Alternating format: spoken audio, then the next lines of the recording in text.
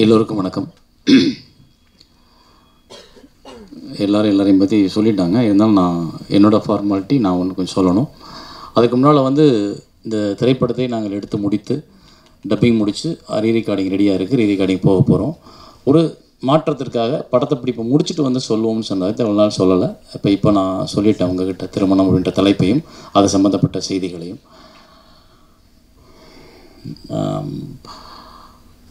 ரொம்ப இது நிறைய நாட்களுக்கு பின் நீண்ட நாட்களுக்கு பின் நீண்ட இடைவெளிக்கு பின் அப்படின்ற வார்த்தையை விட நான் இந்த 4 வருஷத்தில் வந்து நிறைய சேகரித்தேன் அனுபவங்களை. எனக்கு கிடைச்ச அனுபவங்கள் மாதிரி வாழ்க்கையில் வேறு யாருக்கும் கிடைக்குதான்னு தெரியாது. ஃப்ரம் த பிகினிங் நான் குழந்தையாக இருந்ததுலேருந்து இன்றைக்கி வரைக்கும் வந்ததில் ஆண்டவன் எனக்கு வந்து செய்த மிகப்பெரிய உதவி என்னென்னா, நிறைய அனுபவங்கள் எனக்கு கொடுத்துக்கிட்டே இருக்கான். வெற்றியாகவும் தோல்வியாகவும் தடைகளாகவும் அப்புறம் வந்து வறுமையாகவும் இல்லை பிரச்சனைகளாகவும் இல்லை பணத்தை நிறையா கொடுத்தோம், அப்புறம் பணத்தை பூரா பிடுங்கிக்கிட்டோம், அப்புறம் நிறைய மனிதர்களை சந்திக்கிற வாய்ப்பு. நிறைய மனிதர்கள் நான் அந்த சீட்டு வச்சு ஆரம்பித்தப்போலாம் கிட்டத்தட்ட 3500 பேரை சந்தித்தேன். இந்த 3500 பேர்கிட்டையும் 3500 கதைகளும் வாழ்க்கையும் இருக்குது உள்ளுக்குள்ளே. ஒவ்வொருத்தரும் அதை பற்றி என்கிட்ட பேசும்போது அவங்களாம் புது புது கதாபாத்திரங்கள். ஸோ நான் இதை வந்து ஒரு தேக்கமாகவே நினைக்கல. இது எனக்கான அனுபவங்கள். நான் மறுபடிக்கும் ஒரு 10 வருஷம் பாய்கிறதுக்கான தயாராக இருக்க எனக்கு கிடைச்ச அனுபவங்களை தான் நான் இதை பார்க்குறேன். ஸோ எப்போவுமே நமக்கு வந்து எதுவுமே நிரந்தரம் இல்லைன்றதில் நான் ரொம்ப தெளிவாக இருக்கேன். வெற்றியும் சரி, தோல்வியும் சரி, வறுமையும் சரி, பகையும் சரி, நண்பர்களும் சரி, எதுவுமே நிரந்தரம் இல்லை இந்த உலகத்தில். அது மாறிக்கிட்டே இருக்கும். அப்போ அவங்கவுங்களுக்கு ஏற்றப்பாறு நம்ம சிரிக்க கற்றுக்கொள்ளணும் அப்படின்றது எனக்கு தெரிஞ்சிச்சு. ஸோ அதனால் வந்து இதை நான் ஒரு தேக்கமாக எடுக்காமல் நல்ல ஒரு அனுபவமாக எடுத்துக்கிட்டு திரும்ப ஒரு படங்கள் ஆரம்பிக்க போகிறேன்.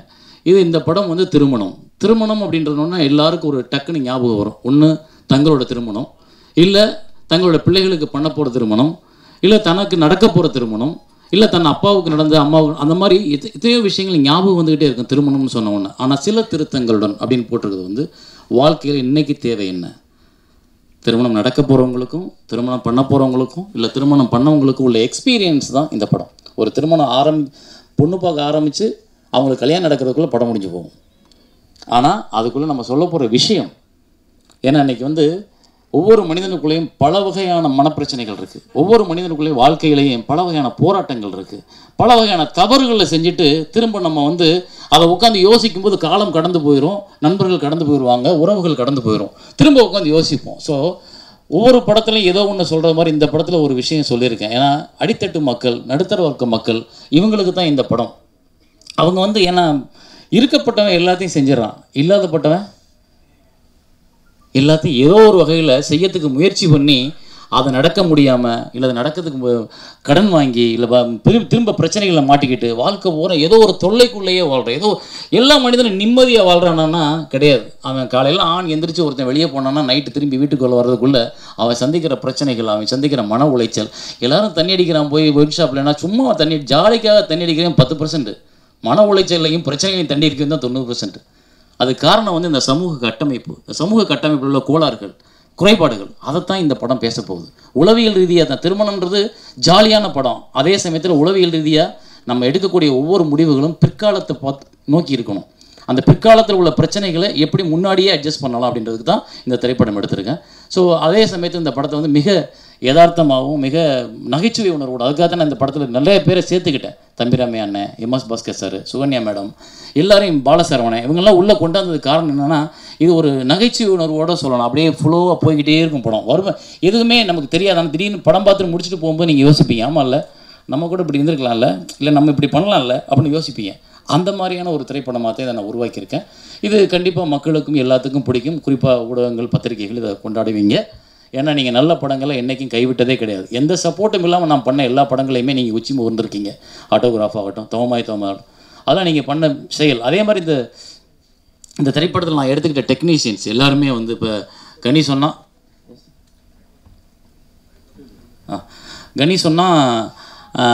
ராஜேஷ் யாதவ் வந்து முதல் ஷாட்லேயே மாற்றி வச்சிருவார் அப்படின்னு. ஆனால் என்கிட்ட பண்ணலடா. என்கிட்ட வந்து சொன்ன ஷாட்டை தான் எடுப்பார். ஏன்னா முதல்ல நான் பயமுறுத்துருக்கேன், நான் சொன்னது தான் நீங்கள் எடுக்கணும், தனியாலாம் நீங்கள் ஷாட் வைக்கக்கூடாது அப்படின்னு.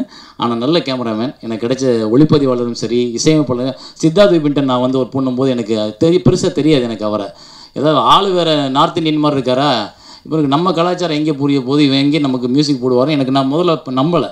அப்புறம் எதேத்தமாக JK படத்துக்கு ரீரெக்கார்டிங் பண்ணுற வாய்ப்பு வந்து நான் அவர்கிட்ட போக வேண்டியதாக போச்சு. பட் ரீரெக்கார்டிங் அவ்வளோ பிரமாதம் பண்ணி கொடுத்தார். எனக்கு எப்போவுமே ஒரு படத்தில் பாடல்களை விட ரீரிகார்டிங் ரொம்ப முக்கியமாக பார்ப்பேன். ஏன்னா ரீரிகார்டிங் தான் ஒரு படத்தை காப்பாற்றுற விஷயம். பாடல்களை நான் வாங்கிடுவேன், அந்த தைரியம் எனக்கு இருக்குது, அந்த கட்ஸ் இருக்குது. ஆனால் அதே சமயம் ரீரிகார்டிங் என்னால் வந்து இப்படி போடுங்க அப்படி போடுங்கன்னு சொல்ல முடியும். இது வரைக்கும் ரீரிகார்டிங்கில் திருப்திப்படுத்துறது வந்து சபேஷ் முரளி தான் வந்து எல்லா படங்களையுமே பிரமாமா பண்ணியிருப்பாங்க. அதுக்கப்புறம் எனக்கு பிடிச்சது வந்து சித்தார்த் விபின். ஏன்னா அவர்கிட்ட வந்து அந்த அந்த அந்த டேலண்ட் இருந்தது. ஸோ குறிப்பாக நான் அவரை தேர்ந்தெடுத்ததுக்கு இந்த படத்துக்கு கொஞ்சம் மாடர்னாகவும் வேணும், கொஞ்சம் ரீரிகார்டிங் எனக்கு வேணும் அப்படின்றதுக்காக அவரை நான் தேர்ந்தெடுத்தேன். அதுக்கப்புறம் பொன்னுவேல், ராமாராவ் சார்ட்ட நான் ஒர்க் பண்ணேன். ஜேகே, மாயக்கண்ணாடி எல்லாமே அங்கே ஒர்க் பண்ணோம்.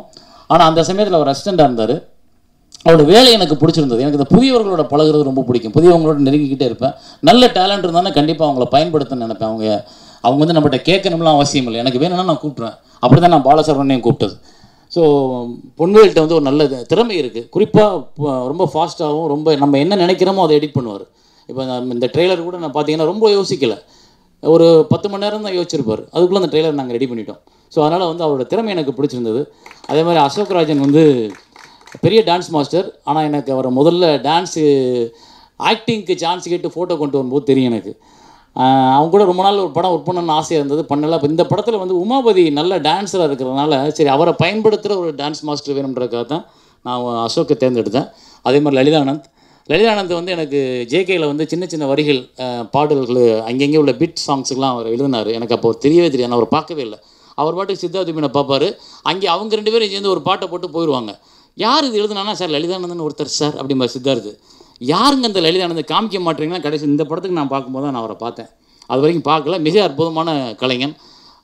அவரோட வரிகள் ஒன்று வந்து ரொம்ப யோசிக்கிற மாதிரி இருக்கும். இந்த படத்தில் வந்து வராமலே வந்தாலும் ஒரு சாங் எழுதியிருக்காரு. அதில் வந்து பசி தீர்க்கும், அதாவது ஒரு காதலியை சொல்கிறார், பசி தீர்க்கும் நிலம் போல பல கோடி உணர்வு ஊட்ட வந்தாலே அப்படின்னு. பசி தீர்க்கும் நிலம் போலன்ற வார்த்தை எழுதணும்னு எனக்கு அவர் பிடிச்சி போச்சு. ஏன்னா இந்த உலகத்தில் நிலத்தை மிஞ்சி ஒன்றுமே கிடையாது. நிலம் மட்டும்தான் நம்மகிட்ட எதையுமே எதிர்பார்க்காம நம்ம கொடுக்கறதுக்கு 10 மடங்காக திருப்பி கொடுக்கும். நீங்கள் ஒரு படி உளுந்தை கொண்டு போய் ஒரு குச்சியை போட்டு ஒவ்வொரு உளுந்தாக போட்டிங்கன்னா உங்களுக்கு அது 100 படி உளுந்தை திருப்பி கொடுக்கும். ஒரு படி நெல்லை விதையாக பாவிட்டு அதை நாத்தா நட்டிங்கன்னா 30 மூட்டை நெல்லை கொடுக்கும். ஆனால் நிலத்துக்கு நம்ம திருப்பி ஒன்றுமே செஞ்சதில்லை. நிலம் நம்மளோட எதிர்பார்ப்பே இருக்காது. அந்த வார்த்தை எழுதுனால நான் அவரை செலக்ட், நீங்கள் தான் இந்த பாட்டு எழுதுறீங்கன்னு சொல்லிட்டேன் நான். ஸோ ரொம்ப சந்தோஷம் உங்களோட ஒர்க் பண்ணது. அப்புறம் அப்படியே வரிசையாக வந்தால் பாலசரவணன். அவர் சொன்னது எனக்கு அவர் பிடிக்கும். என்னென்னா அவர் நடித்த படங்கள்லாம் பார்த்தேன், ரொம்ப எதாச்சும் கேஷுவலாக நடிச்சிருப்பாப்புல, அசால்ட்டாக போகிற போக்கில் நடிச்சுட்டு போகிற ஒரு நடிகனாக இருந்தாப்புல. அது எனக்கு ரொம்ப பிடிச்சிருந்தது. இந்த பையன் நல்லா நடிக்கிறான், எங்கேயாவது பயன்படுத்தணும்னு தோண்டிட்டு இருந்துச்சு. எதாச்சும் ஒரு ஃபங்க்ஷனில் பார்க்கும்போது எனக்கு ஒரு நல்ல, இந்த படத்தில் வந்து ஒரு டிரைவர் கேரக்டர் இருந்தது. ஒரு பணக்கார வீட்டில் ஒரு டிரைவராக இருக்கிறவங்களோட ஆட்டிடியூட் எப்படி இருக்கும் நல்லா நிறைய பேத்துக்கு தெரியும்.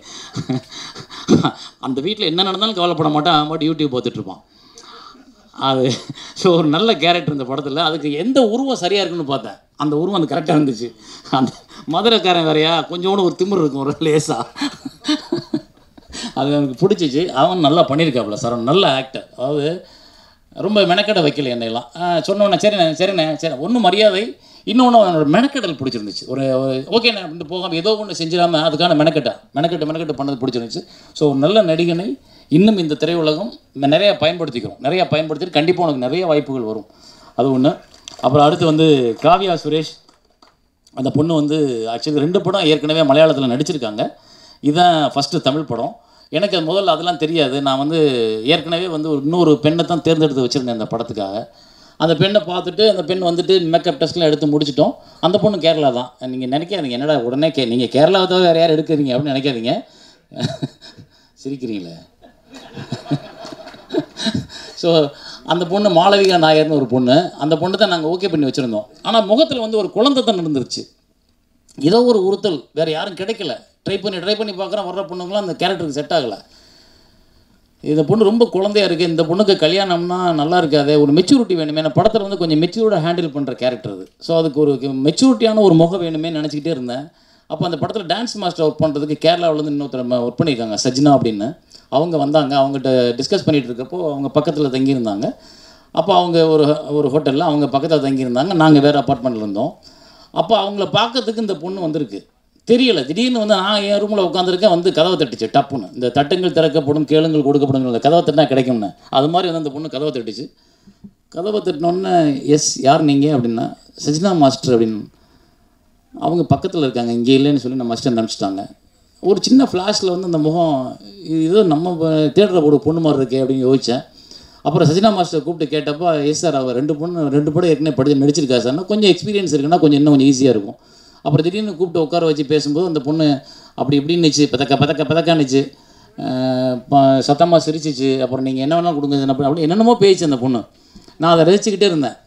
அது ரொம்ப எக்ஸைட் ஆயிடுச்சு. இப்போ எப்படி விஜய் சேதுபதி சாரை பார்த்து அப்படியே நேற்றுலேருந்து அந்த பொண்ணு எக்ஸைட் ஆயிடுச்சு. அதனால தான் இப்போ காலைல லேட்டாக வந்தது. நீ எதுக்கு லேட்டாக வந்தப்போ காலையில்? டிராஃபிக்கா? மெட்ராஸுக்கு புதுசா நீ? இல்லை நீ அவர் எக்ஸைட் ஆகி நைட்டு பூரா தூங்கலை, காலைல 6 மணிக்கு தூங்கிட்டா.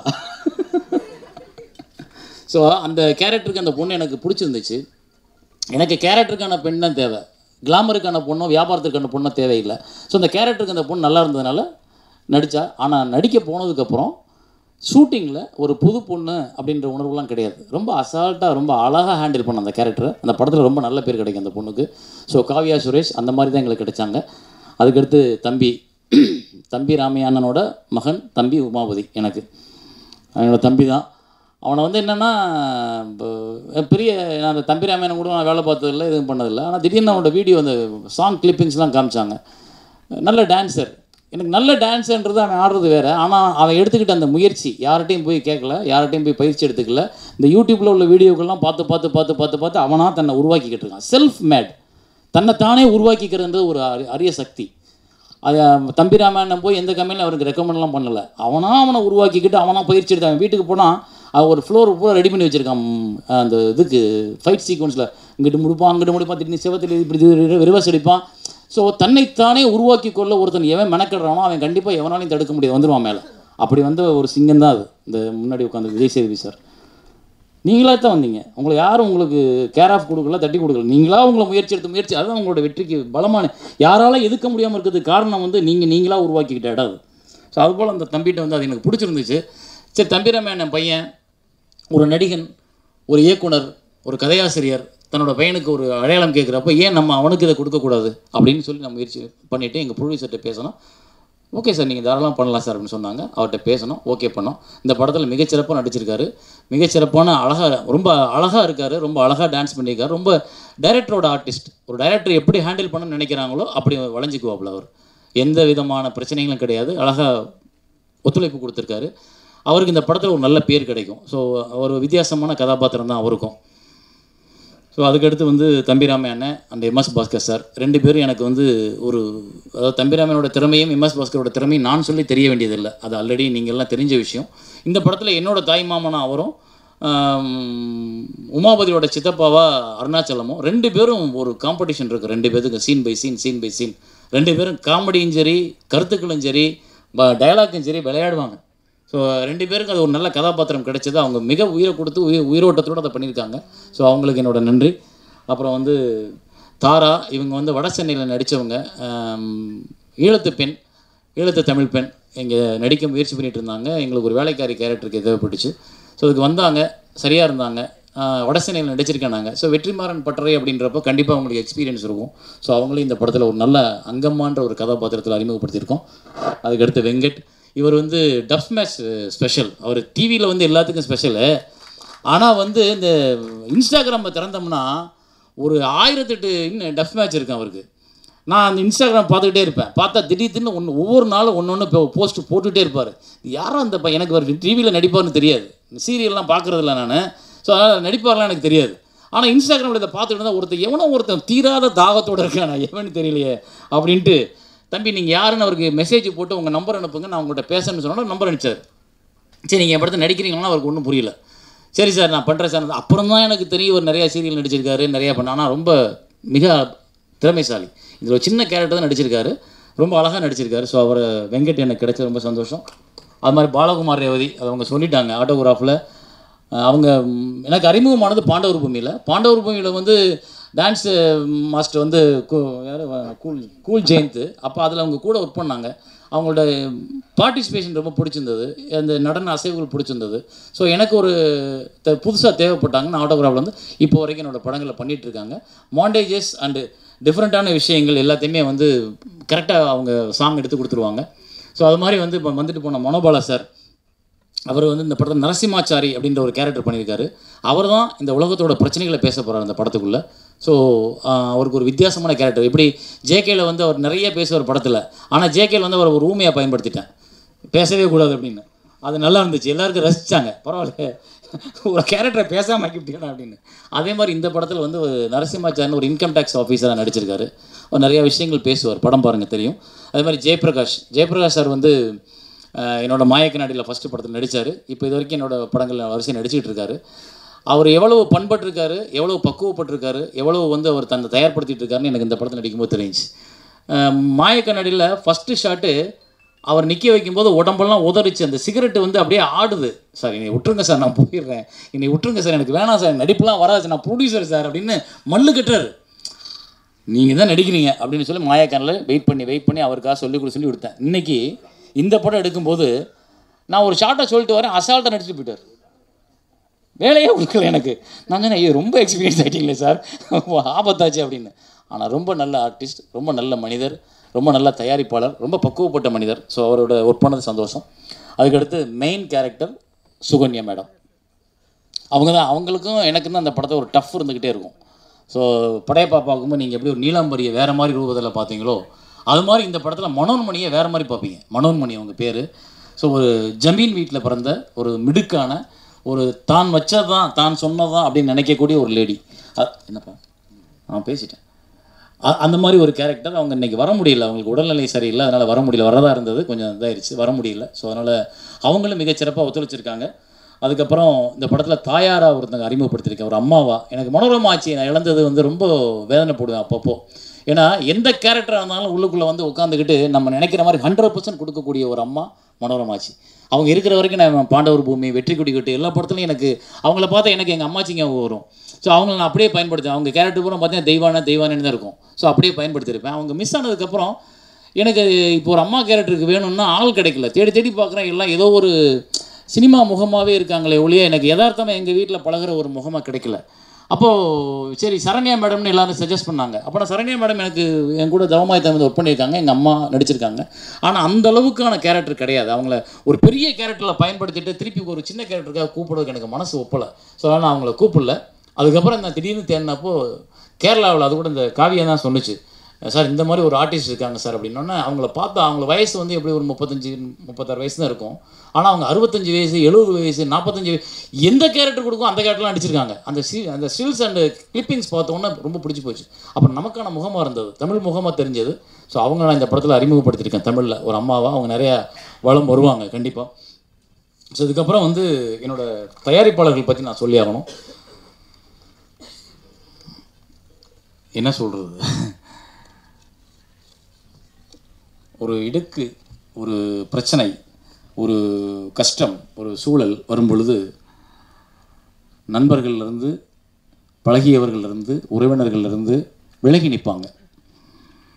கிட்ட போனால் அந்த பிரச்சனை நம்மளை தொத்திக்குமோ, அந்த பிரச்சனை நம்ம தலையில் தூக்க வேண்டியது வந்துடுமோ அப்படின்னு. ஆனால் அந்த இடையில நான் படம் பண்ணுறதுக்கு ட்ரை பண்ணப்போ கூட படம் நல்லா பண்ண தயாரிப்பாளர்களும் சரி கொஞ்சம் அவங்களாம் பயந்ததுக்கு காரணம் வந்து ஒன்று தாமதமாயிருச்சு, சேரன் அப்டேட்டாக இருப்பாரா அப்படின்றது. இன்னொன்று அவருக்கு நிறையா பிரச்சனைகள்னு பேசிக்கிறாங்களே, நிறையா பணம் பிரச்சனைன்னு பேசிக்கிறாங்களே, அதெல்லாம் அந்த படத்தை நிப்பாட்டிடுமோ அப்படின்னு. ஸோ இதெல்லாம் வந்து எனக்கு படம் கொடுக்கணும்னு வந்தவங்க இங்கே உள்ள தயாரிப்பாளர் கூட யோசிக்க வச்சுச்சு. யதார்த்தம். ஏன்னா பணம் தான் இங்கே எல்லாத்தையும் தீர்மானிக்குது. பணம் இல்லைன்னா நம்ம போனோம். ஸோ பணம் தீர்மானிக்குதுன்றப்போ அந்த பணத்தை முதலீடு பண்ணுறதுக்கு என்ன, இப்போ சினிமாவே இன்றைக்கி வந்து முதலீடு பண்ண எல்லா தயாரிப்பாளர்களும் எடுக்க முடியல, அவ்வளோ பிரச்சனைகள் இருக்காங்க. அப்போ இதை என்னை நம்பி எப்படி கொடுப்பாங்க, என்னை நம்பி எனக்கே அந்த கேள்வி உண்டு. இருந்தாலும் நான் திரும்ப போராடி ட்ரை பண்ணப்போ இந்த காரணம் நின்றுட்டே இருந்தேன். அப்போ திடீர்னு வெள்ளையப்பன் சார் வந்து எனக்கு பழக்கமானார். அவர் என் மகள் மூலமாக எனக்கு பழக்கம். என்னோடய பெரிய மகள், என் பெரிய மகளுக்கு கொஞ்சம் இந்த மெச்சூர்டாக இருக்க ஆட்கள்லாம் பழகுவாங்க. அவளுக்கு வந்து பழகின நண்பர்கள்லாம் பார்த்திங்கன்னா எல்லாருமே ஒரு 50 வயசு 45 வயசு அப்படி தான் இருப்பாங்க. அவள் திடீர்னு ஒரு நாள் எனக்கு வந்து வெள்ளையப்பன் சார்னு ஒருத்தர் உங்களை பார்க்க நினைக்கிறாரு அப்படின்னு சொன்னாங்க. ஸோ என்னம்மா விஷயம்னா, இல்லை உங்களை பார்க்கணுன்றாரு, அவர் இந்த மாதிரி சவுதியில் இருக்கார், உங்களை பார்க்கணுன்றாரு அப்படின்னு. வெள்ளையப்பன் சார் வந்து நான் மீட் பண்ணேன். அவர் ஒரு நல்ல மனசு. உண்மையிலே நான் இந்த 2 பேரை வந்து ஒரு கோயில் கட்ட சொன்னால் கூட கட்டிடுவேன். ஏன்னா எனக்கு அவ்வளோ பெரிய விஷயத்தை செஞ்சுருக்காங்க. எந்த கேள்விகளும் கேட்கல. வந்தாங்க, ஏன் படம் பண்ணாமல் இருக்கீங்க அப்படின்னாங்க. இந்த மாதிரியான சூழல் சார், படம் பண்ணணும், நல்ல கதைகள் இருக்குது, ஆனால் பண்ணதுக்கான வாய்ப்பு கிடைக்கல. நல்லா தான் போய்கிட்டு இருந்துச்சு வண்டி. இடையில இந்த சீட்டு வச்சுன்னு ஒரு இதை எடுத்தேன், அது கொண்டு வந்து என்னை இங்கே இடத்துல நிப்பாட்டிடுச்சு. அது கூட நல்ல முயற்சி தான், ஆனால் அதுக்கான ஆதரவு கிடைக்கல சார், அதனால் நான் பண்ண முடியலை. இப்போ எனக்கு இதற்குள்ள பிரச்சனைகளை நான் பண்ண முடியாமல் இருக்கேன், கதைகள் நிறையா இருக்குது சார்னு சொல்லிட்டு இருந்தேன். அப்போ அவர் சொன்னார், நான் ஒருத்தர் அறிமுகப்படுத்துகிறேன், அவர் படம் எடுக்கிறதுக்கு இன்ட்ரெஸ்ட்டாக இருக்கார், அதுவும் உங்களை வச்சு எடுக்கிறதுக்கு இன்ட்ரெஸ்ட்டாக இருக்கார். பிகாஸ் ஆஃப் அவர் வந்து ஆட்டோகிராஃப், தவமாய் தவம், வந்து பொக்கிஷம், இந்த மாதிரி பாண்டவர் பூமி எல்லா படங்களையும் ரசித்தவர், சினிமாவோட ரசனையாளனாக இருக்கிறதுனால அவர் சேரன் சார் வச்சு பண்ண நினைக்கிறான்னு சொன்னபோது அப்புறம் பிரேம் சாரை மீட் பண்ணேன். நான் 2 பேரையும் நான் மீட் பண்ணும்பொழுது அவங்க எனக்கு இதுவரைக்கும் எந்த தடைகளும் இல்லை, எந்த பிரச்சனைகளும் இல்லை, பொருளாதாரத்தில் எந்த சிக்கலும் இல்லை, அடிப்படை வரிசையாக கொடுத்துட்டு வந்தாங்க. அப்புறம் அவங்க செஞ்ச ஒரு மிகப்பெரிய விஷயம் என்னென்னா, என்ன பிரச்சனை இருக்குது உங்களுக்குன்னு கேட்டாங்க. இந்த மாதிரி சின்ன சின்ன பிரச்சனைகள் இருக்குது சார், இதுதான் தடையாக இருக்குன்னு. அதை நாங்கள் கிளியர் பண்ணதும் ஹாட்ஸ்அப், அதாவது அந்த மனசு யாருக்குமே வராது. முன்பு உள்ள பிரச்சனைகளை நாங்கள் முடிவுக்கு கொண்டாந்துடுறோம், நீங்கள் உங்கள் வண்டியை ஸ்டார்ட் பண்ணுங்கள், இனிமேல் நீங்கள் நிற்கக்கூடாது, நீங்கள் பாட்டுக்கு போயிட்டே இருங்க, நாங்கள் அடுத்தடுத்து நாங்கள் உங்களை வச்சு படமாற்றம் வந்தாங்க. தெய்வம் வந்து சில நேரம் வராதுன்னு சொல்லுவாங்கள்ல, வேறு மனிதர்கள் மூலமாக வரும். அது மாதிரி எனக்கு வந்து தெய்வங்கள் தான் இந்த 2 பேரும். ஸோ எனக்கு தப்பா அழுகிறாரு, டோன்ட் கிரை. அதனால் அவங்களுக்கு நான் என் வாழ்நாள் முழுக்க நானும் என்னோடய பிள்ளைகளும் சரி உண்மையாக இருக்குன்னு நாங்கள் நினைக்கிறோம். அந்த லெவலில் இந்த படத்தை வந்து மிகச்சிறப்பாக கொண்டு வந்திருக்கோம். இந்த படம் உங்களுக்கு நல்ல அடையாளமாகவும் இருக்கும், நல்ல பேரையும் வாங்கி கொடுக்கும், நல்ல பொருளாதார ரீதியான வெற்றியும் வாங்கி கொடுக்கும். ஏன்னா ஒரு கேள்வி கேட்கல, என் மேலே உள்ள நம்பிக்கை, முந்தைய படங்கள் கொடுத்த அடையாளம் அது. அந்த முந்தைய படங்கள் மூலமாக வந்து அவங்க எனக்கு என்னை வந்து எல்லாத்தையுமே ஃப்ரீடம் கொடுத்து ஒரு நாள் கூட உட்காந்து கதை கூட கேட்கல, இன்னும் படம் பார்க்கல அவங்க. ஸோ அவ்வளோ ஃப்ரீடம் கொடுத்துருக்காங்க, அதுக்கு நான் உண்மையாக இருந்திருக்கேன். ஸோ அந்த படத்தை நான் மிகச்சிறப்பாக கொடுப்பேன். அதுக்கப்புறம் இந்த படத்தில் ஒர்க் பண்ண கவிதா, காஸ்டியூம் டிசைனர், தேங்க்ஸ்மா, ரொம்ப நல்லா இருந்தது ஒர்க்கு, தேங்க்யூ. தென் கனி பேசலை உன்னை பற்றி.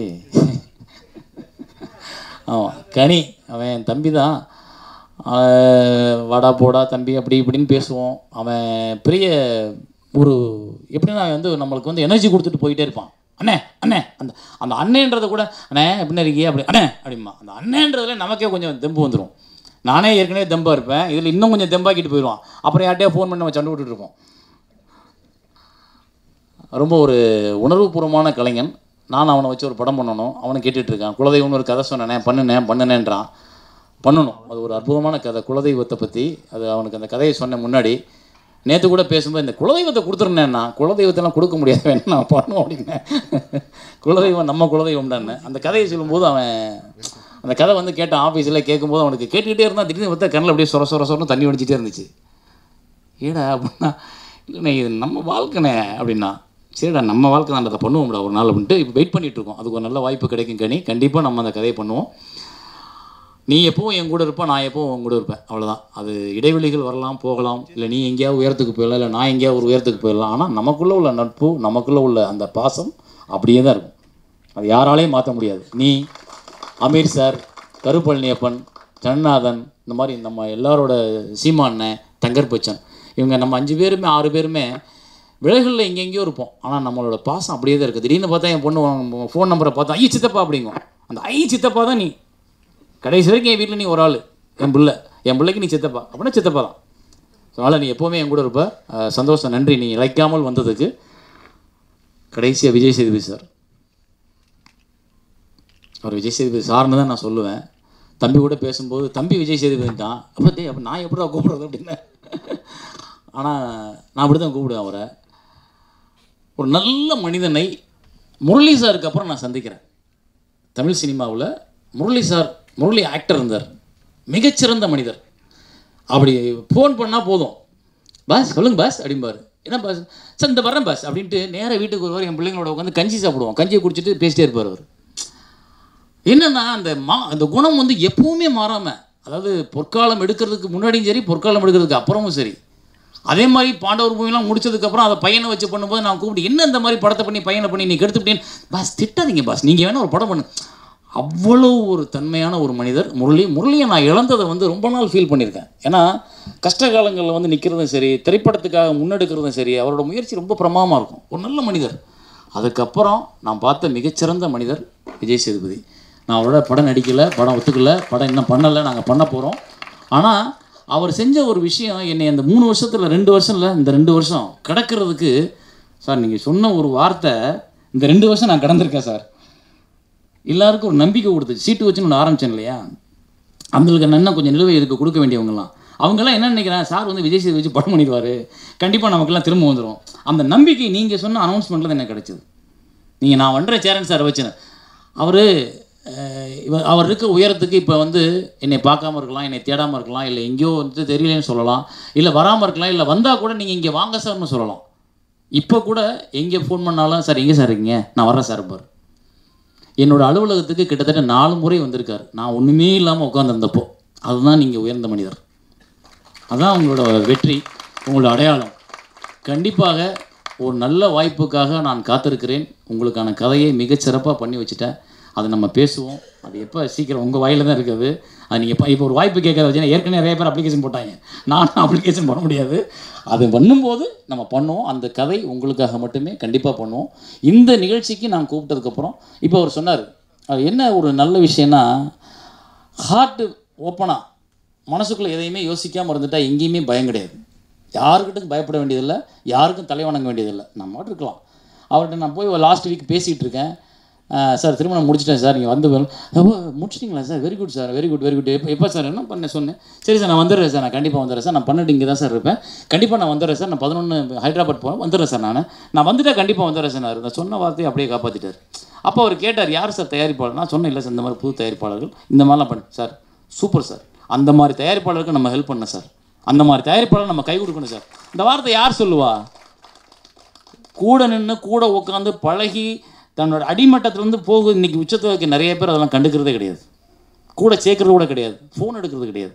ஆனால் அவருக்கு தேவை, ஏன்னா உண்மை அதனால சொன்னேன், கீழே இருந்து வந்ததுனால தான் அந்த உணர்வு இருக்குது. நம்மளை மாதிரியே ஒருத்தன்டா பழையூர்பட்டின்னு ஒரு மேலூர் பக்கத்துலேருந்து நம்மளை மாதிரியே மெட்ராஸ்லேருந்து இங்கே வந்து யாருமே இல்லாமல் போராடி ஜெயிச்சவன்டா. ஆனால் இன்றைக்கி வந்து எங்கேயோ இருக்கான், ஏன் அவனை நம்ம கை கொடுக்கக்கூடாது? தென்மேற்கு பருவக்காட்டுன்னு ஒரு படம் பண்ணும்போது நார்வேல நாங்கள் அப்போ என்னை ஜட்ஜாக கூப்பிட்ருக்காங்க, ஜூரியா. அப்போ நான் போயிருக்கேன். அங்கே ஒரு ஷார்ட் ஃபிலிம் பார்க்குறேன். ஒரு ஷார்ட் ஃபிலிம் பார்க்குறேன், ஒரே ஒரு கேரக்டரு, ஒரு போலீஸ்காரன் ஒரு நடு காட்டில் வந்து ஒரு பொட்டலில் ஒரு கயிற்றுல ஒரு மரத்தில் வந்து ஒரு கயிற்றுல தூக்கு போட்டு தங்கிடுறான், செத்து போயிடுறான். போலீஸ் கேஸ் ஆயிடுது. போலீஸ் ஸ்டேஷன்லேருந்து ஒரு போலீஸ் அனுப்பி போய் காவலுக்குறியா நாங்கள் வந்துடுறோன்றாங்க. இவன் போய் காலையில் போய் உட்காந்துட்டு சாயந்தரம் வரைக்கும் அந்த ஒத்த புணத்தை பார்த்துக்கிட்டு ஒருத்தன் இருக்கான் அந்த போலீஸ். அந்த போலீஸாக அந்த கதாபாத்திரத்தில் விஜய் சேது சார் நடிச்சிருக்காரு. அந்த போலீஸ் கதாபாத்திரத்தில் ஒன்றுமே இல்லை சார், நீங்கள் யாரை பார்த்து கூட ரியாக்ட் பண்ண முடியாது, செல்ஃபோன் கூட அந்த படத்தில் அந்த இடத்துல சிக்னல் வரல. ஆனால் அந்த அரை மணி நேரத்தை எவனுமே இல்லாமல் ஹோல்டு பண்ணார் அந்த கேரக்டர். பணம் கூட பேசாது, பணம் தொங்கிக்கிட்டு இருக்கு. அவரோட ரியாக்ஷன்ஸ், அதாவது நின்று நடிக்க. உண்மையிலே தம்பி நீ சொன்ன வார்த்தை அருமையான வார்த்தை. அண்ணன் சொன்னீங்களா, நின்று நடிக்கிறது. எம்ஜிஆர்லாம் நம்ம நல்ல நடிகர், ஆனால் அவரை நின்று நடிக்க நடிக்க முடியாது, அவர் ஓடிக்கிட்டே இருப்பார். ஆனால் அவரோட ரியாக்ஷன் பார்த்தீங்கன்னா, நின்று ஒரு க்ளோஸ்அப் வச்சோம்னா அந்த க்ளோஸ்அப்பில் என்ன பண்ணலாம், இந்த க்ளோஸ்அப்பில் சும்மா சிரிக்கக்கூடாது, அதை சிரிக்கிறது கூட ஒரு சின்ன திசை, இது விஜய் சேது சிரிப்பாச்சேன்னு மற்றவங்க கண்டுபிடிச்சிடணும். அந்த அந்த மெனக்கடல் எனக்கு ஆச்சரியப்படுத்துச்சு. அப்போ நான் அந்த நார்வேல என்ன பண்ணேன், ஜூரின்னு எனக்கு பிரமிச்சு போயிட்டேன். இப்படி ஒரு நடிகை, இப்படி ஒரு கலைஞன். அது டைரக்டர் யாருன்னா மணிகண்டன், காக்காப்பட்ட மணிகண்டன். சூப்பர் அப்படின்ட்டு இந்த ஒரு படத்துக்கு தானே எல்லா வருதும்னு சொல்லி அந்த ஒரு படத்துக்கு மட்டும் கொடுத்துட்டேன். அப்போ எல்லோரும் என்ன சார் ஒரே படத்துக்கு, இது கட்ஸு, இதுதான் ஒரு கலைஞனோட கட்ஸ், அவனுக்கு மட்டும் கொடுங்கன்ட்டு கொடுத்துட்டேன். அப்புறம் இங்கே வந்ததுக்கப்புறம் மணிகண்டன் சார், விஜய் நீங்கள் வந்தீங்கல்ல, வந்து ஆஃபீஸில் வந்து சார் ரொம்ப தேங்க்ஸ் சார். அப்போ ஒரு தென்மேற்கு பருவக்கட்டு மட்டும்தான் நடிச்சிருக்காரு. அந்த பண்பு இன்னைக்கு வரைக்கும் அப்படியே இருக்குன்றது எனக்கு பிரமிக்கிற விஷயம். ஸோ ரொம்ப தேங்க்ஸ் நீங்கள் வந்ததுக்கு. இவ்வளோ நேரம் உட்காந்து நான் வந்தோன்னு உங்களை அனுப்புகிறேன்னு சொன்னேன், பட் நீங்களும் வந்துட்டீங்க, நானும் உங்களை அனுமதிச்சிட்டேன், தவறாக எடுத்துக்க வேண்டாம், பண்ணுவோம். தேங்க்யூ. ஸோ இதுதான் இந்த டீமோட பின்புலம். அப்புறம் என்னை பற்றி உங்களுக்கு தெரியும், இந்த கதையை பற்றி நான் சொல்லிட்டேன். ஸோ மேக்ஸிமம் ரொம்ப சிறப்பான ஒரு படைப்பு, உளவியல் ரீதியாக பாருங்கள் அந்த படைப்பை. உங்களுக்கான ஒரு படைப்பாக அது இருக்கும். நீங்களும் அதே உளைச்சலில் அதே பிரச்சனைகளில் மாட்டிக்கிட்டு இருப்பீங்க. அது படம் வந்த உடனே அந்த படத்தை பாருங்கள், அந்த படத்தை எப்படி கொண்டு போகணுமோ அது உங்கள்கிட்ட இருக்குது. ஸோ இவ்வளோ நாள் கழித்து நான் பண்ணும்போது நான் இன்பிட்வீனில் நிறைய செய்திகள் படிச்சிருக்கேன். சேரன் என்ன பண்ணுறாருன்றப்போ அதுக்கான ஆயத்தங்களாக எந்த ஒரு பத்திரிகைக்காரங்களும் எந்த ஒரு ஊடக நண்பர்களும் நெகட்டிவாக ஒரு வார்த்தை கூட எழுதலைன்றது எனக்கு நான் உங்களை சம்பாரிச்சிருக்கேன்னு அர்த்தம். அதை நீங்கள் பாசிட்டிவாக கொண்டு போனீங்க. ஒருத்தர் கூட போகும்போது அவரெல்லாம் விழமாட்டார் சார், திரும்ப எந்திரிச்சு வருவார் பாருங்க, அப்படி சிங்கம் மாதிரி சீறி வருவார் அப்படின்னு. அது நீங்கள் கொடுத்த அந்த ஊக்கம் வந்து எனக்கு ரொம்ப பிடிச்சிருந்தது. ஸோ உங்கள் எல்லாத்தையும் மதிக்கிறேன், ரொம்ப நன்றி. அதே நேரத்தில் என்னோடய direction team and production team, ஏன்னா ஒரு படம் சிறப்பாக அமைகிறதுக்கு டைரக்டரில் அசிஸ்டன்ட் டைரக்டர்ஸ் ரொம்ப இம்பார்ட்டன்ட். அசிஸ்டன்ட் டைரக்டர் சிறப்பாக இருந்தால் தான் நான் அந்த படத்தை வந்து 64 நாளில் முடிச்சிருக்கேன். பொற்காலத்துக்கு அப்புறம், பொற்காலம் 56 நாள், அதுக்கப்புறம் எடுத்த படங்கள்லாம் டைரக்ட் பண்ணி நடித்ததுனால ரொம்ப நாட்கள் வந்து 100 நாள், 110 நாள், 120 நாள் போயிருக்கும். அப்போ அதை வந்து நான் இந்த படத்தில் ஒரு போராட்டமாக எடுத்துக்கிட்டேன். இந்த படத்தை நம்ம வந்து 70 டேஸ்க்குள்ளே முடிக்கிறோம் அப்படின்னு சொல்லி போராடினேன். ஏன்னா நடிச்சுக்கிட்டே டைரக்ட் பண்ணும்போது கொஞ்சம் டபுள் டைம் ஆகும் எல்லா ஒர்க்கும். இந்த படத்தை நான் 64 நாளில் முடிச்சிட்டேன். அதற்கு காரணம் என்னோடு இருந்த தயாரிப்பு துறையில் ஒர்க் பண்ண நண்பர்கள், அசிஸ்டன்ட் டைரக்டர்ஸ் துர்கேஷ், அசோக், சபரி, அஸ்கர், கீர்த்தி, எல்லோரும் தான் அதுக்கு காரணம். ஸோ உங்கள் எல்லாருக்கும் என்னோட நன்றி. அதே மாதிரி பெஞ்சமின் சார், சாமி சார், சசி சார், எல்லாருக்கும் நன்றி. ஸோ உங்கள் ஒத்துழைப்பு இல்லாட்டி நான் இந்த படத்தை வந்து இந்த 64 நாளில் முடிச்சிருக்க முடியாது. அக்கௌண்டன்ட் கோபால் சார், அப்புறம் ராஜேந்திரன் சார், எல்லாருக்கும் நன்றி. ஸோ இன்னும் இல்லை, இது முதல் அறிமுக விழா தான், ரொம்ப பேச முடியாது. நம்ம முடித்ததுக்கப்புறம் நிறையா பேசுவோம். ஸோ ரொம்ப சந்தோஷம் நண்பர்களே. இந்த பிறந்த நாளில் உங்களை சந்தித்தது இந்த ஃபஸ்ட் டைம், இந்த பிறந்தநாள் அன்னைக்கு. ஸோ ரொம்ப நன்றி, இதை நல்லபடியாக கொண்டு போங்க. தேங்க்யூ.